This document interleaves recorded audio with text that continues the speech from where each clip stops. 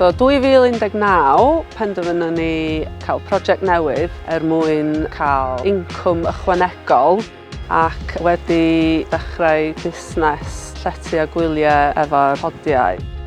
Trwy Farming Connect cawson ni ymuno efo grŵp Agriscope a roedd hwnna yn help mawr i ni weld be oedd bobl eraill yn gwneud.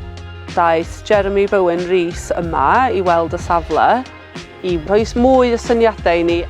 Enghraifft, defnyddio bwtseriaid lleol, fedrwn ni defnyddio cynnyrch y fferm ac gwerthu nhw o'r carriage.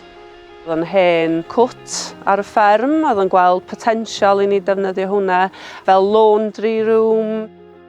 So mae'r menter ar hyn o bryd yn llwyddiant, hefo help Cyswllt Ffermio a gobeithio i'r dyfodol fydd bobl yn dal i ddod i cefn gwlad i aros gyda ni a fydd o'n gallu helpu ni aros yma yn Ffynnon Ddu i ffermio ac wrach y dyfodol i'r hogiau.